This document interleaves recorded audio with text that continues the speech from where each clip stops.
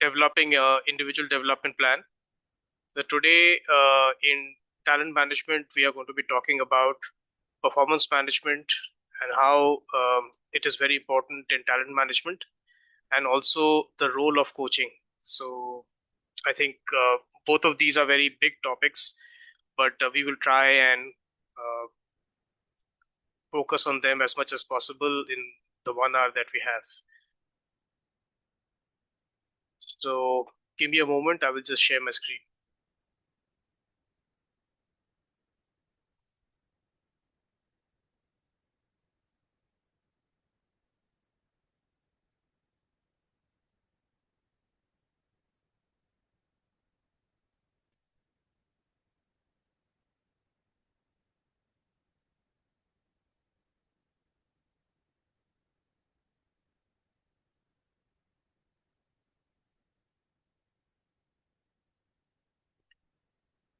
Can you see my screen?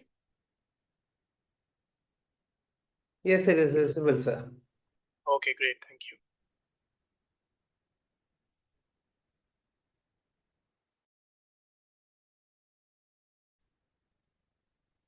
Okay, so when when we talk about PMS, I have deliberately blacked it out. So when we talk about PMS, what comes to your mind?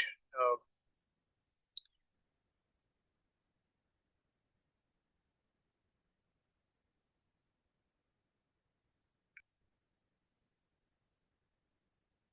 I think almost every organization has an annual performance management system. So what comes to your mind, especially when we relate it to talent management? How to improve the performance, how to maintain the good performance. Yes, very good, Sanjay. It It, acts as it yes, acts as a, a point or something. Maybe let it acts as a mirror of my performance till that time. It gives me the feedback of what I've done, where I'm leading. It gives me that. yes, very, very good. So you get today's virtual chocolate. It acts as a mirror, and it gives me feedback. So why talent management is being talked about, why performance management is being talked about in talent development is that first of all, it aligns individual contributions with organizational objectives. So that is where uh, the PMS is very, very critical to an organization. Like there is an expression in English which says that is where the rubber hits the road. You can create as many theoretical uh, castles in the air, but as long as you are not executing, when you're not delivering, it remains theoretical, it remains academic. But when you actually implement something, that is where it acquires impact. And the PMS has a very critical role to play in talent development, because uh, talent development, as we had discussed in our first session, is all about looking after the best performers that you have in your organization. The people call them by different names. In Hindustan Unilever, they are known as listers because they are in the top list. Uh, in some companies, they are known as fast trackers because their career is fast tracked. So they are known as fast trackers. In some companies, they are simply known as high performers. So our focus in talent development is on these people.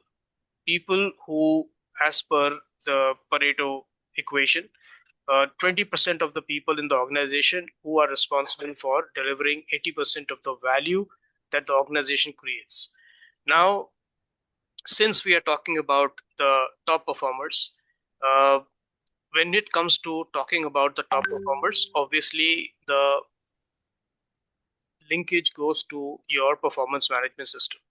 It is the performance management system which determines who are your top 20%, who are your best contributors. So there is this huge linkage between the PMS and talent development. So it helps us align the individual contributions with the goals of the organization. What is it that the organization wants this year? What is it that the organization wants in the next quarter or in the next 3 years? So all of that is the goals of the organization. And what brings the goals of the organization and the individual's performance together is the performance management system. So it aligns the individual's contributions with the organizational objectives. So that is the key role that it plays. It identifies strengths and areas for development. So as Avinash said, that it holds up a mirror. It gives us feedback. So any thoughts on feedback? What does feedback do? Is it useful? Is it useless? Does it add value? Any thoughts on feedback? Anyone? It is highly useful. Obviously, feedback will add a value to the system. Mm-hmm.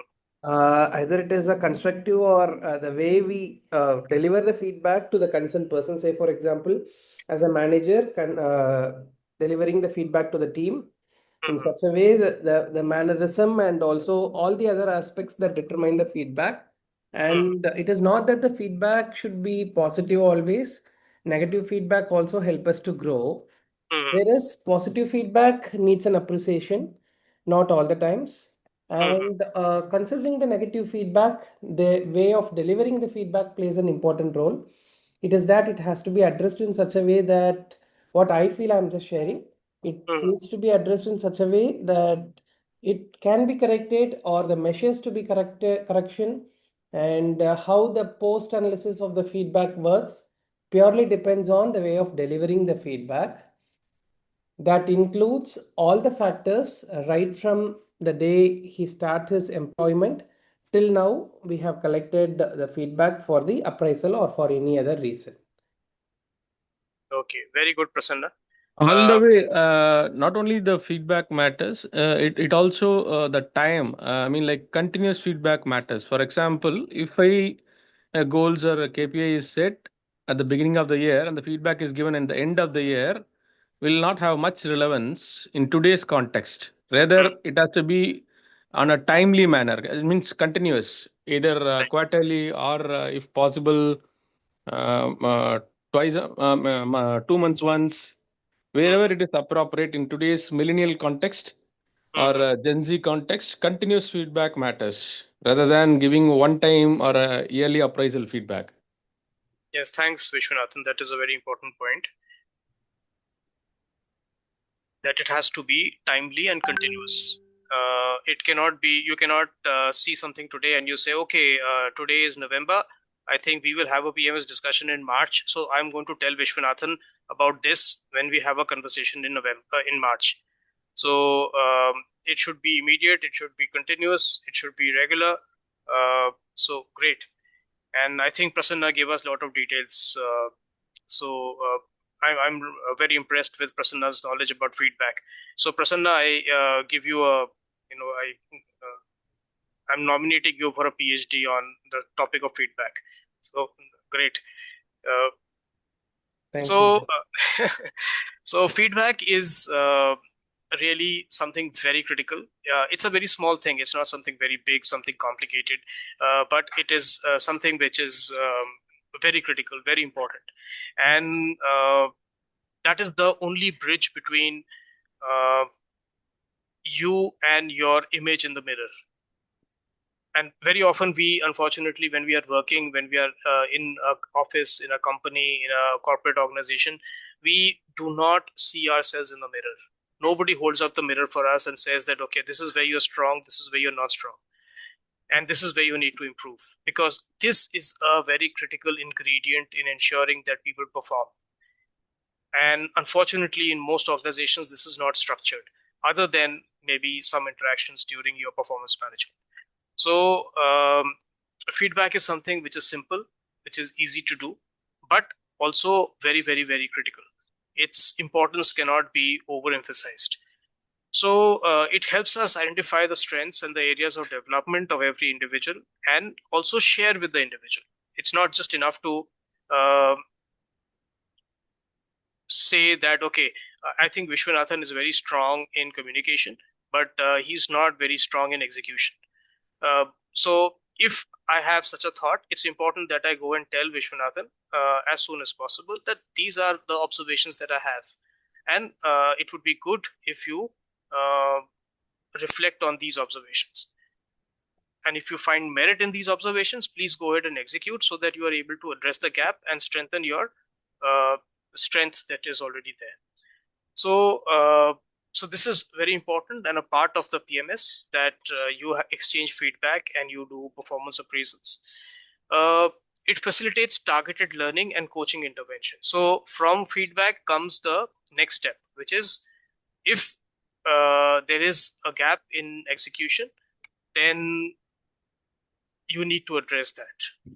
Or if there is a gap in communication, that needs to be addressed. If there is a gap in interpersonal relationships, in their ability to plan and deliver, whatever the gap may be. So that needs to be, like last time we talked about, a learning needs analysis, a learning needs identification. So that has to be very important. You cannot just say, okay, today, I feel that in my company, people lack communication skills. So suddenly I start doing communication skills for everybody. It needs to be done on the basis of some analysis, that this is the gap, this is what I need to address, and this is what I will implement. So, and one of the best instruments of doing a LNI, or a learning needs analysis or identification, is the performance management system. The annual performance management system gives you the data, the insights into the strengths that people carry in the organization and the areas of opportunity or the gaps that they have. So this facilitates the learning and then coaching interventions. We will talk about coaching a bit more soon. Another very important aspect is it motivates and engages employees through recognition and support. This is very critical. So any thoughts on motivation? Is it important, or is it something good to have? Does it play any role in organizational performance? Obviously, yes, it will. Okay. How? So say for Good example, performance must be praised.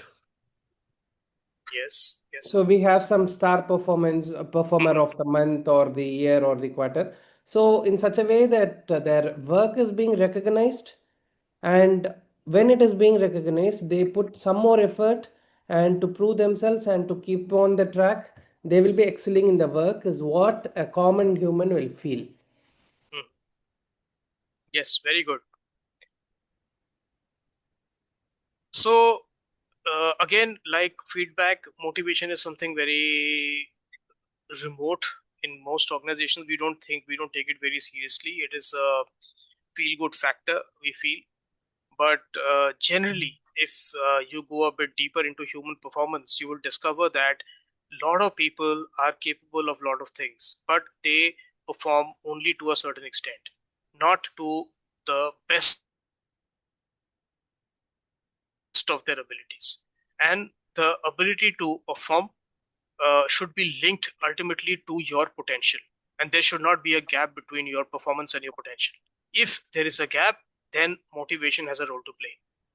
And motivation can help you achieve your fullest potential. So there is a saying which says that what lies before you and what lies in front of you is nothing compared to what lies inside you. So what lies inside you is a huge potential.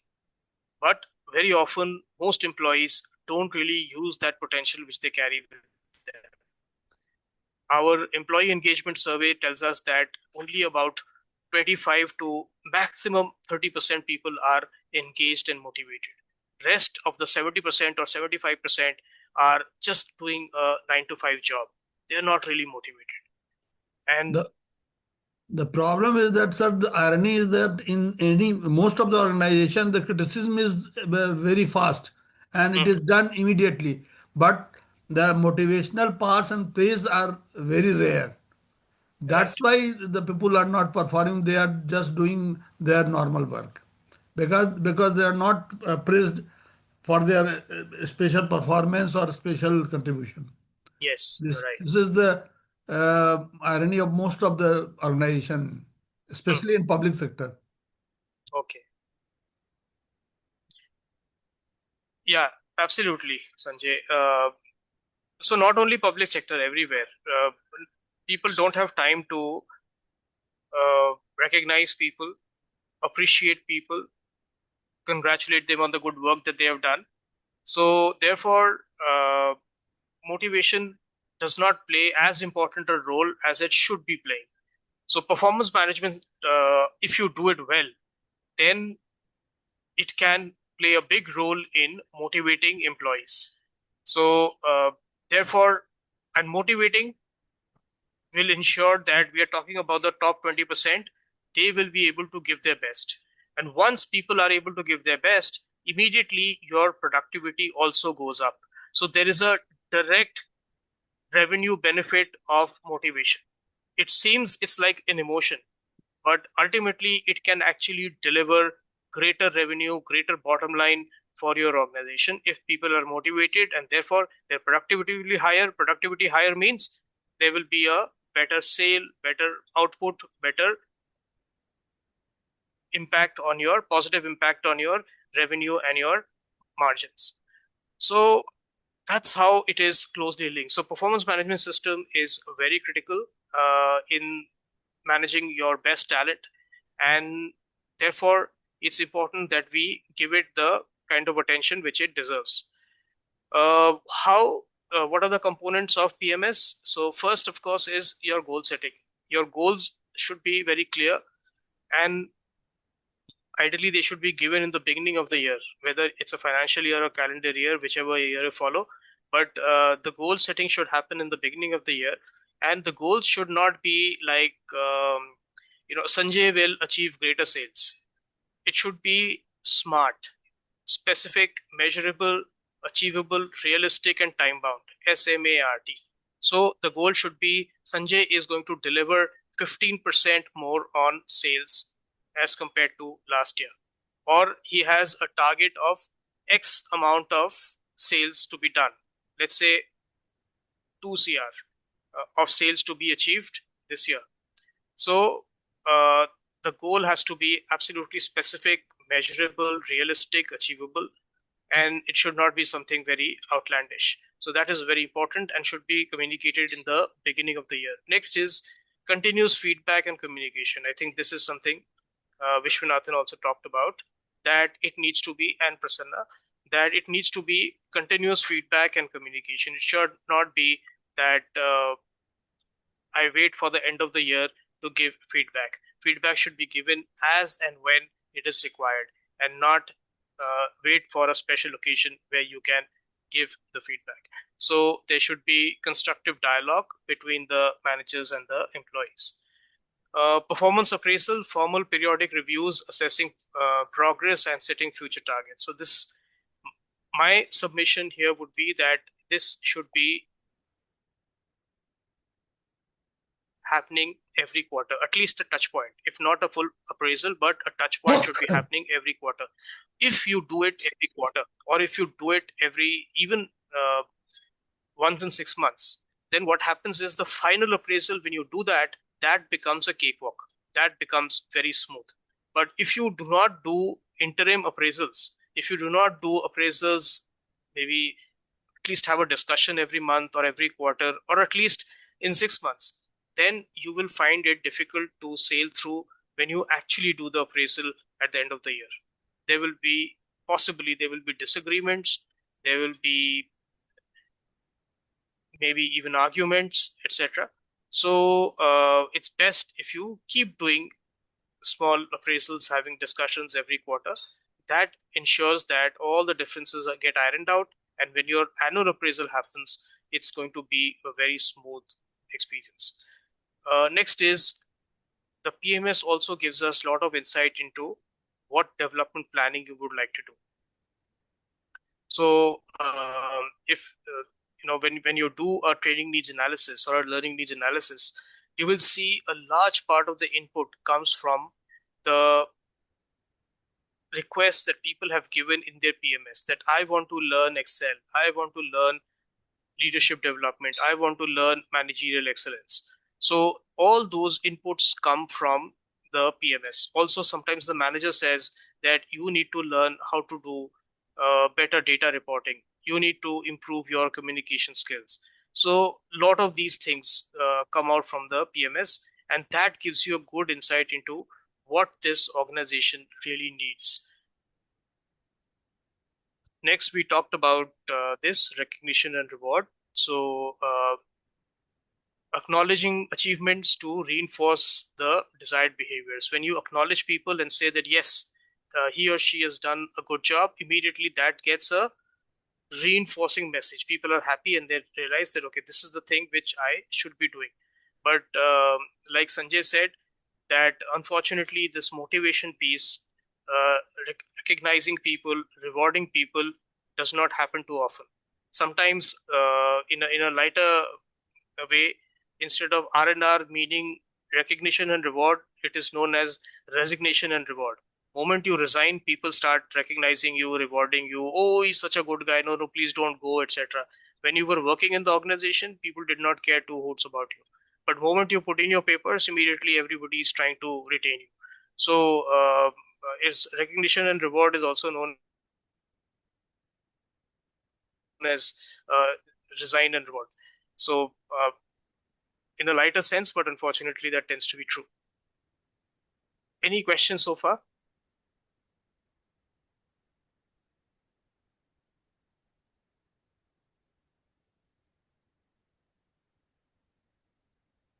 Any No. observations, questions? Okay, so moving on. So there are different PMS models. One is known as a balanced scorecard. So balanced scorecard is something which is very innovative, because always people have been shown as a cost in a balance sheet. In financial reporting, people are always a cost. People are never an asset. Now, so from a financial standpoint, motivation, people development, training, all of these are seen as costs or maybe even liabilities. But balanced scorecard was an idea which came up with a person called Robert Kaplan in 1992. He wrote his first article on the balanced scorecard. I think it was published in Harvard Business Review.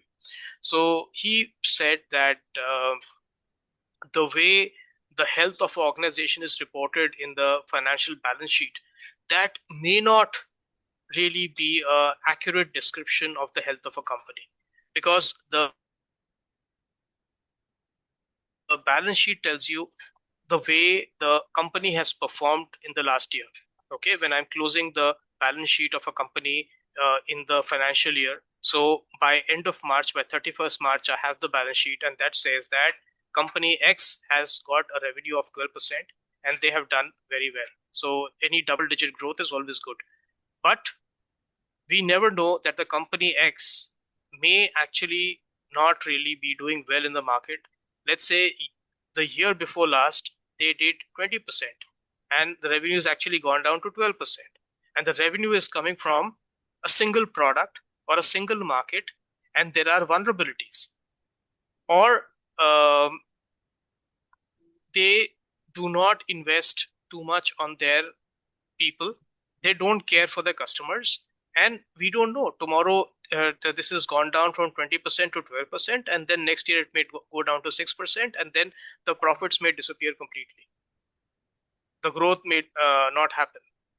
So Robert Kaplan said that let's look at not just the financial parameters to gauge the health of a company, but let's look at what the customers are saying about that company.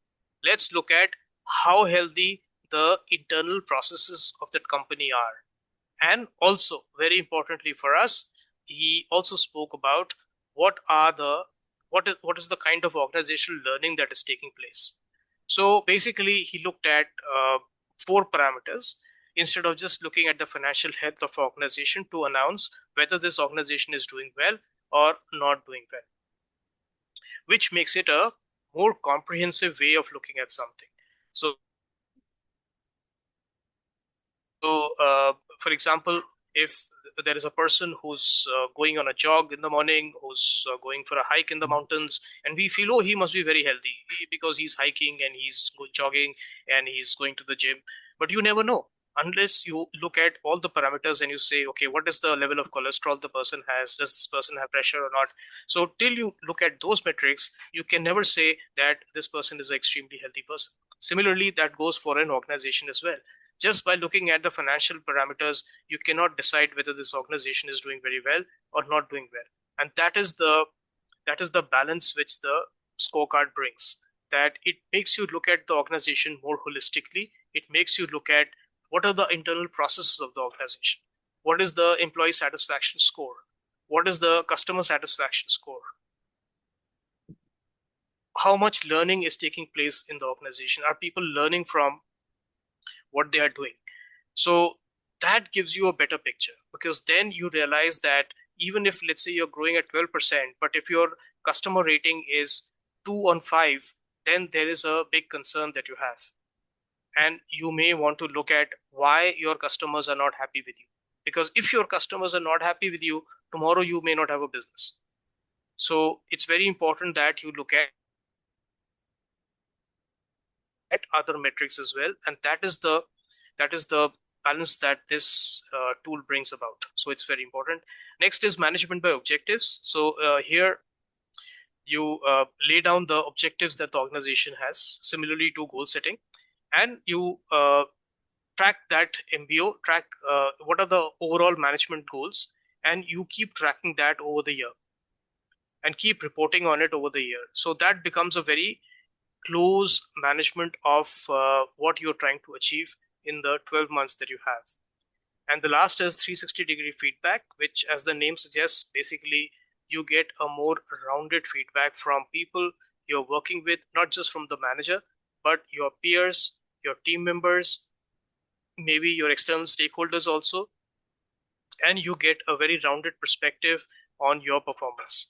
This allows you to take better course correction and take initiatives which may be able to address the gaps which come out in your 360-degree feedback. Okay, any questions so far?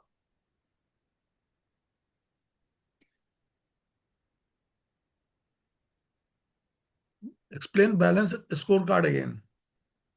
Okay, so let me show you a video clip, and if you still have questions, let me know. Okay, in case you can't hear the audio, let me know. Chances are, your organization has a big picture strategy, but turning that strategy into a reality isn't exactly easy. That's where the balanced scorecard comes in. It's an approach to strategic planning that takes your fuzzy vision and breaks it down into measurable pieces. A balanced scorecard looks at your organization from 4 different perspectives: learning and growth, internal processes, customer, and financial, all affecting each other in surprising ways. Think of the perspectives as cause and effect building blocks. Start with the learning and growth perspective. It's all about training employees and sharing information. That will have a knock-on effect on internal processes, making them smoother. An organization with good internal processes takes better care of customers. And happy customers affect the final perspective, financial. With your building blocks in place, you've reached the heart of the balanced scorecard: strategic objectives. These make vague concepts concrete realities. Good objectives start with a verb and are things you can actually measure. Next, draw arrows between your strategic objectives to show the cause and effect chain. You can read your scorecard's strategic flow from the bottom up. Congrats! You've now created your strategy map.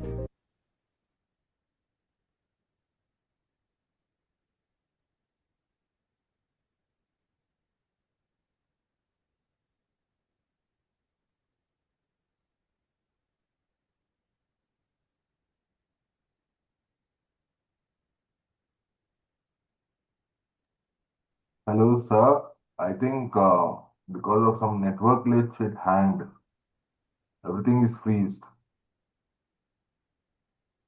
Gurvinder ji? Yeah, Avinash, it is paused, I think. Yeah.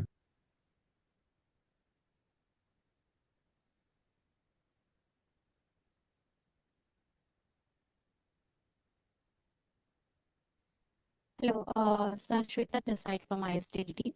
Just give me 5 minutes. We'll contact faculty, sir. Of course not. Thank you.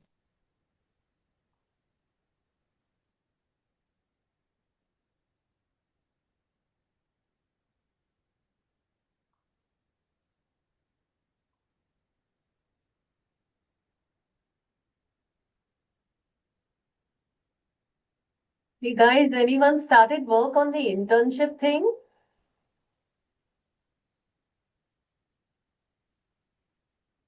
No Hello, idea. ma'am. Hi. Huh. Hello, ma'am. Hi. Since there's a pause, I thought I'll just ask. Yeah. Internship का कोई शुरू किया है? Not yet, ma'am. Still not finalized the topic. Uh-huh. Topic is one thing, but what about guide is what I'm wondering, you know? Uh, were you Guide. not were you not referred by anyone or previous ISTD member? No, I don't have anything of that sort. But Okay. I can find somebody from industry. I had asked Gurvinder ji about it, and he said, please wait for some time. Yeah. So now that Gurvinder Singh is the better resource person to help us, ma'am. yeah. He So can guide us. he had said that they allow guides from outside, but I thought better to give him 2, 3 profiles and then let them decide, no? So Yeah. But as The far thing as is, being in a public sector, uh, My apologies, I will just run that video again. I got dropped.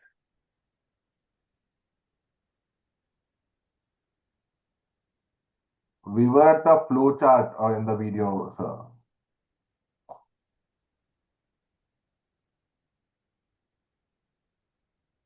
I will allow it to keep going.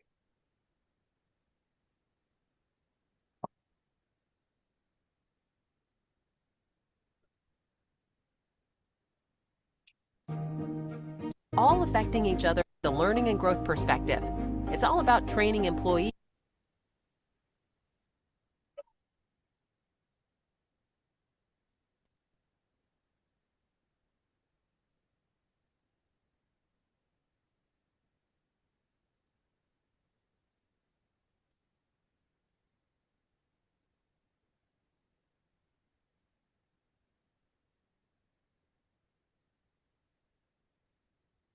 and sharing information. That will have a knock-on effect on internal processes, making them smoother. An organization with good internal processes takes better care of customers. And happy customers affect the final perspective, financial. With your building blocks in place, you've reached the heart of the balanced scorecard, strategic objectives. These make vague concepts concrete realities. Good objectives start with a verb and are things you can actually measure. Next, draw arrows between your strategic objectives to show the cause and effect chain. You can read your scorecard's strategic flow from the bottom up. Congrats! You've now created your strategy map. Finally, it's time to put some measures in place. Make sure each has a goal. Now you can see how well you're executing your objectives. Green means you've exceeded your goal. Yellow means you've just missed it. And red means you've got a real problem. Did you notice how we waited until the end to choose measures? That's because it's important to figure out your overall strategy first. And that's the balanced scorecard. It's a great way to turn strategy into action. So, Sanjay, I hope now the balance scorecard is clearer. Yes. Any questions?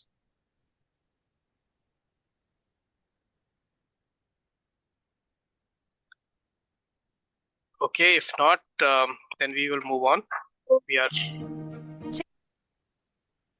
So these are some very important linkages between performance management and capability development. So it helps you align with the organizational goals, and capabilities are derived from the business strategy.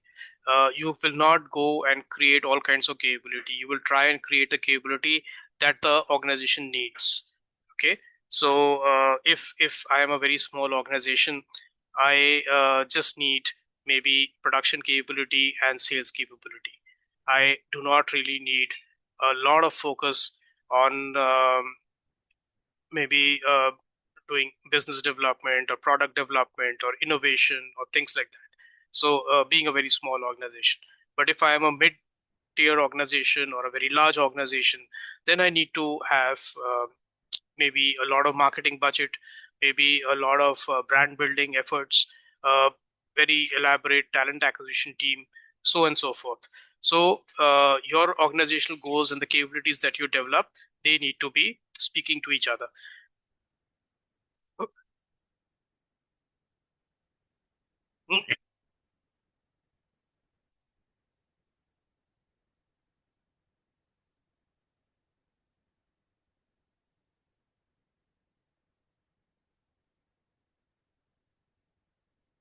Uh, the weather is not helping in Delhi.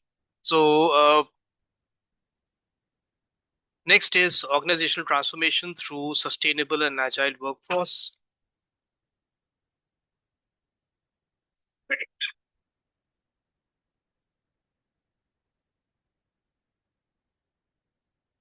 And business that can adapt to the challenges and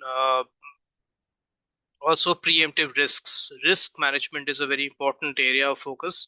And if you have the right capability development, you will be able to ensure that you are able to preempt the risks that may happen in your business.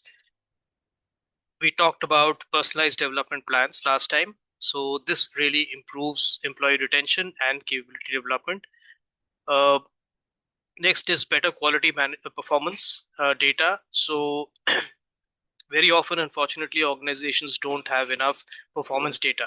So it's important that we gather performance data, we track performance data, and also we point out the gaps which the data is pointing out, and how you address those gaps. And ultimately, better talent development, recruitment as effective performance management forms the basis of in-depth job scorecards, which can be used in targeted employee performance plans and job descriptions. So that enables a business to recruit the right talent, retain the right talent, and develop the right talent for the jobs that are required, and creates a very healthy talent pipeline. So that is what we wanted to speak about in performance management. Now, linked to performance management, we go on to performance coaching. So, any thoughts on what is performance coaching? How to improve the performance? Yes, good. So, very simple, how to improve the performance. Now, you can see over here that, like we were talking about just before we spoke about the balance scorecard, is that there is always a gap between the performance that we are delivering and the potential that we are capable of. So if there is a big gap between what your performing level is today as compared to your potential, then there is a lot of capability leakage, so to say. That means you are capable of doing so much. You are capable of doing, let's say, uh, at X level, and you are operating at minus 10x. So that is something which is not doing justice to you as a person, your capabilities, and it's not doing justice to the organization that you're working in. So therefore, it's very important that you bridge this gap between your current performance and your future potential. And how you can do that is through performance coaching. So there are different kinds of performance coaching, and coaching has become a big industry nowadays. So you have executive coaching performance coaching, where Coaching is tailored for senior leaders to support their leadership skills development and usually facilitated by a dedicated coach who does one-to-one coaching. So the coach meets the person one-to-one and with the executive forms an environment of confidentiality and trust, and they help the executive understand their competencies, their strengths, their gaps, and how they can address the gaps that they discuss. There was also a very direct impact coaching, which is like in uh, executive performance coaching, what happens is the impact may not be immediate or direct. It could be staggered and over a long time. But there are other kinds of coaching which are very direct and immediate, like sales performance coaching. So sales performance, typically a coach addresses the gaps in sales, why the salespeople are not able to achieve their numbers, and then they are encouraged and coached to go and achieve the numbers that they are supposed to achieve. So this is a very direct coaching. It has a very immediate outcome that you're looking at. Typically, coaching tends to be very intangible, very long term, very abstract. But here it has to be very direct, because in sales, if you're not giving results, then sales is not happening. So there is no second time. It's always you have to hit the nail on the head from the word go. You cannot be waiting indefinitely to achieve sales, because if you wait indefinitely, the organization's revenue is going to get impacted, and no organization is going to give you the leeway to sit and wait so that the revenue target is met. So therefore this coaching is very direct. Next, you can also have not just one-to-one coaching but also team coaching, where you address a group and you talk about how this group can be effective. Uh, Once I had an assignment where 6 leaders in a company were not getting along. So I had to coach all 6 of them together and basically point out to them their strengths, how the organization needs them, and to do well. And a synergy between them would be of great help for the organization, for their own selves, and for their own self-respect. So group coaching also helps at times, and it can be very powerful. So this is another form of coaching. So these are some common forms of coaching. So effective performance coaching happens when the manager sees himself as a coach or herself as a coach. Very often what happens is, typically we operate in a command and control culture. So in a command and control culture, what happens is the manager says that I am boss, or I'm the god over here, I take all the decisions. But in a coaching environment, typically you use more influence, more interpersonal skills to get through your point of view to your team, and not just push your way through. So one is you have a coaching manager who is the manager who is also a coach. Next is building a coaching culture. So very often it is one thing to have a coach, but organization may not have a coaching culture. A coaching culture is something very broad, something where everybody tries to help the other person, uh, ensures that for some profiles there is actually a coach who's helping them, and the manager sees herself or himself as somebody who is expected to bring out the potential in their team and not just tell them what to do. So that is where a coaching culture is different from a regular command and control culture. Next, you help identify performance improvement opportunities.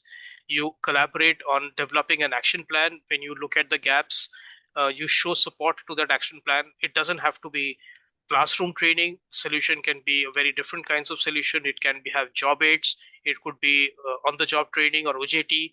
It could be uh, additional assignments for people, uh, doing stretch assignments as projects, etc. So there can be many ways you can look at improving performance. It doesn't always have to be training. You can coach people in all of these assignments. Promote continuous learning. So I think earlier we had discussed, and both Vishwanathan and Prasanna had said that feedback has to be given continuously. So similarly, learning to be effective has to be continuous, on a continuous basis. It cannot be one-off kind of a learning. If it is one-off, then the whole thing will be forgotten and we'll be back to square one. There will be no benefit at all of one-off kind of learning events. Next is, we talked about feedback. So feedback is a very powerful gift that we can give to employees through coaching.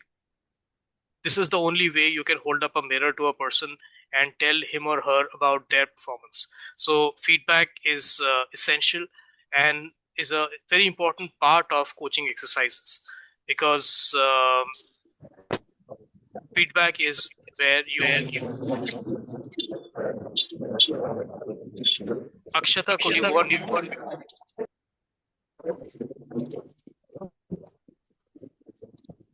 Okay, so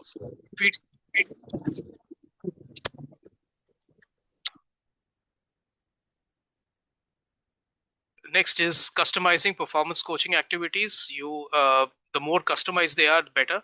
Every organization, every individual, every team, every department has a different set of requirements. So one size fits all doesn't work. If a coaching approach tells you to do X things, that should be aligned to what is really required on the ground. Then regularly evaluate your performance and keep track of the improvements. So these are some of the things a coaching focused organization can do. So there are many coaching models on earth today, but the first person who came up with performance coaching was a person called John Whitmore, and he was based in UK, a very humble person, and he came up with the GROW model.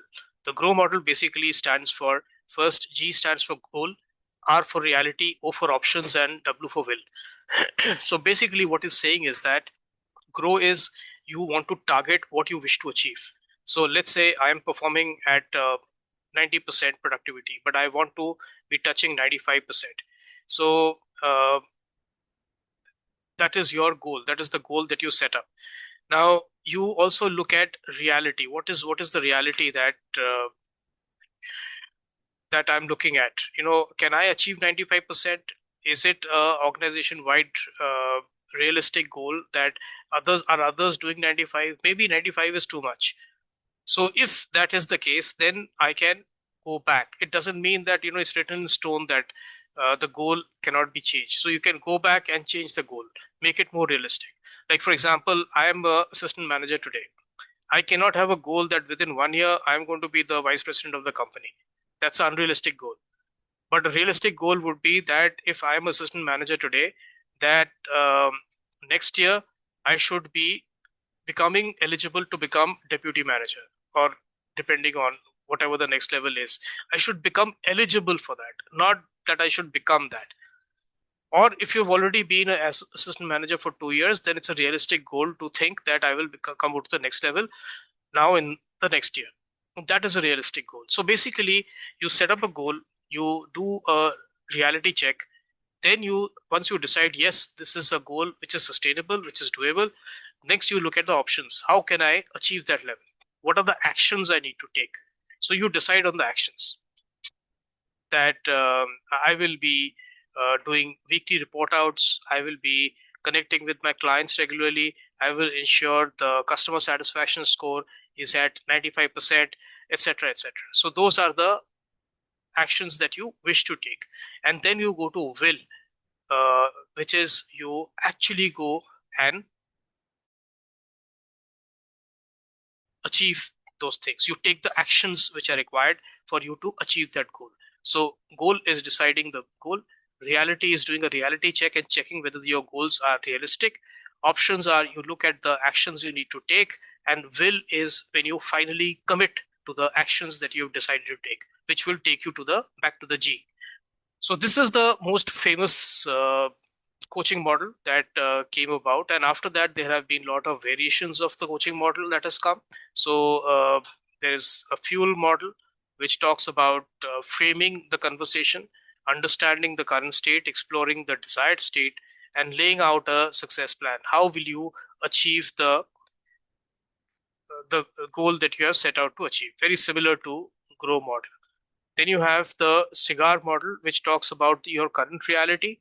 What is the ideal that you're looking at? What is the gap between your current reality and the ideal that you're looking at? What is the action you need to take, and how you would keep reviewing those actions? So these are all variations of the grow model. Grow model is very simple and doable. My suggestion to all of you, even outside this course, just read this book by John Whitmore. It's a slightly heavy book, but do read it. You will enjoy it. And also you can practice it at work, outside work, anywhere. And this will give you a lot of focus on your own performance and how to improve that performance. It could be in the office or even outside office. So, so this is something that can be explored. So that brings us to the close of today's session.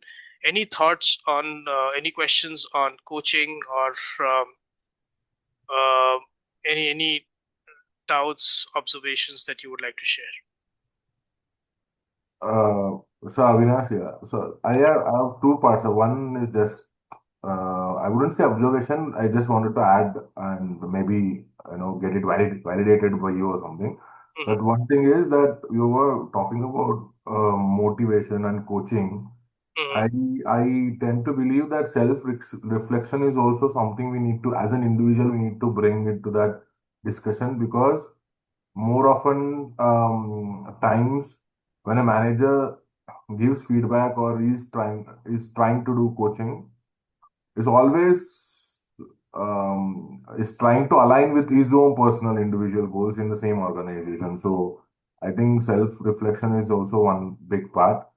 And I wanted to ask in the same line, sir, as an individual, when we speak about the whole PMS, uh, what is the one or two things that I should look for in an organization? How to find out whether this organization has a better PMS or something, whether I'm working in it or not? Is there any measurement scale or maybe observational things? So you are saying that how to find out whether the organization has a good PMS or not? Yes, sir. Okay. Difficult to say that. If anybody has an answer, maybe you can share. But otherwise, you can talk to people who are working in the organization. You can go to websites like Glassdoor. Uh, and if you are inside the organization and you want to evaluate whether this PMS works or not, you can see for yourself. Like, for example, I've worked in various organizations. In many organizations, the goal setting is not done on time. That is a very typical, the thing that you see, that the goal setting does not happen on time. In April, uh, the templates may or may not be shared. Then the goals of the organization themselves are not defined till about June or July. And then eventually, you get your goal sheet by September or October, and then the year is closing in March. So there is a lot of staggered delay across. So PMS is not done very efficiently. But in some organizations, is very efficient. It's very timely.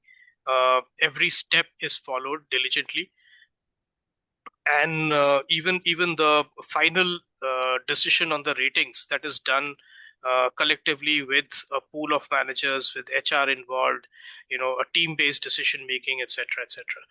So and then the increments are given on time, the appraisal letters come on time, etc.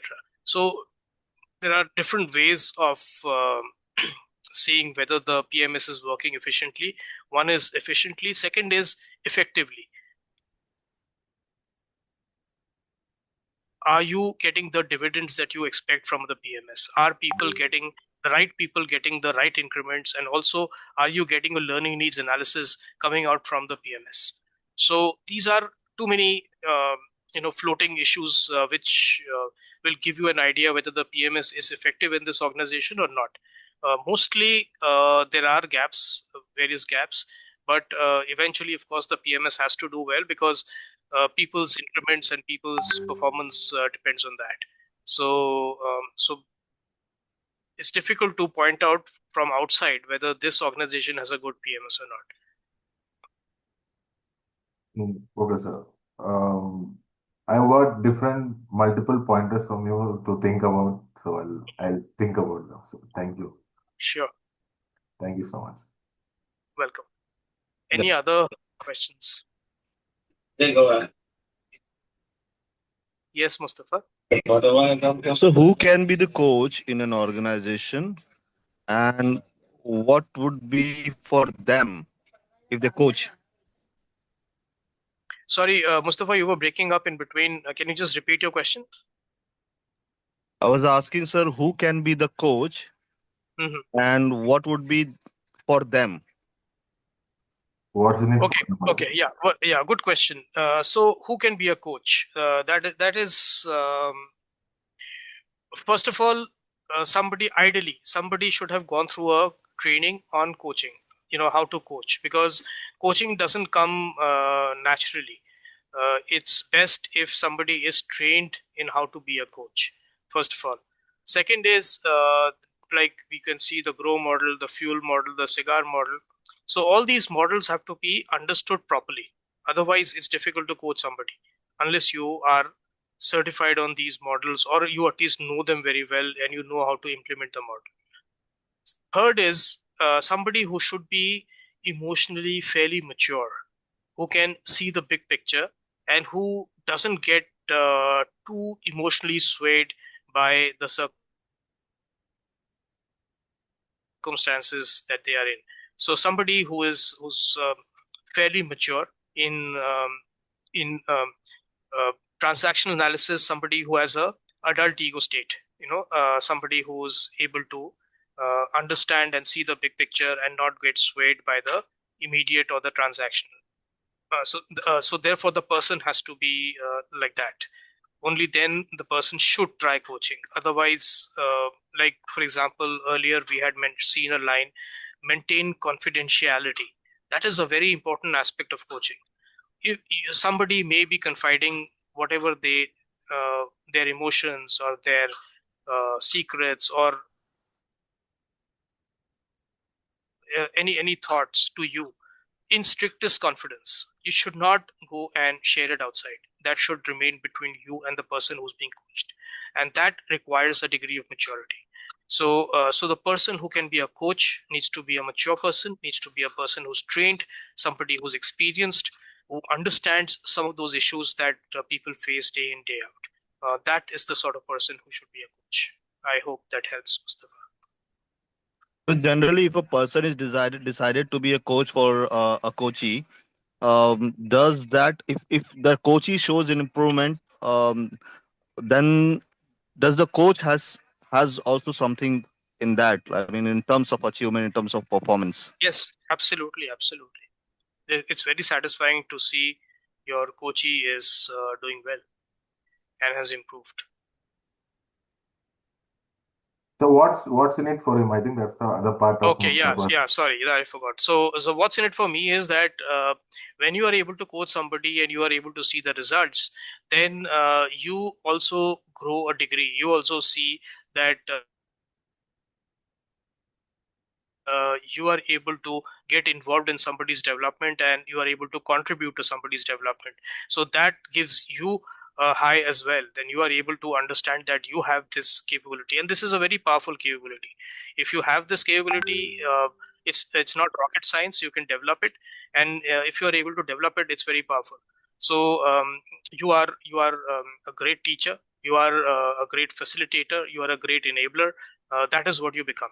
Yeah, so that's what's in it for me, because you will get direct satisfaction seeing your coachee doing well, and it will also give you the message that you are able to coach somebody towards success, if not success itself.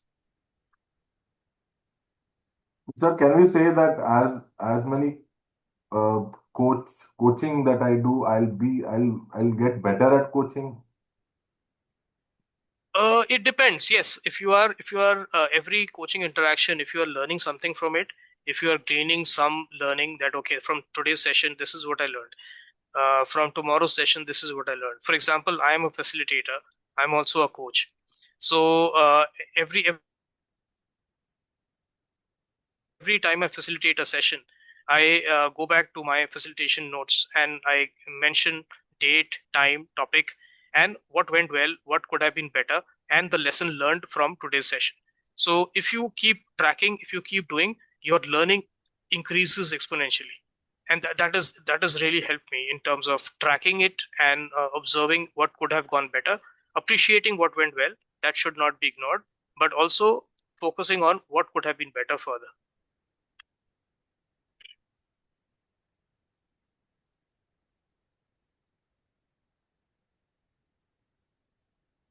Okay. Any other questions?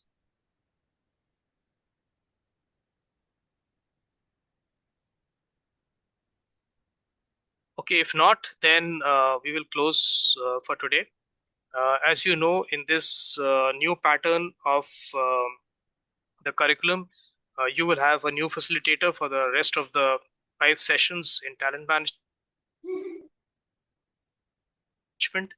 So all the best to you, and do stay in touch. Thank you, sir. Thank you. We'll definitely try, sir. Yep. I think I think Thank they you, might, sir. I think they might arrange one more Q&A session next week. Okay. Sure. I look forward to that. Thank you. Have a great day. Thank you so much, sir. As always, Thank you so much. start. Thank Thank you. you. It was a beautiful session. Thank you so much, sir. Sure. Welcome.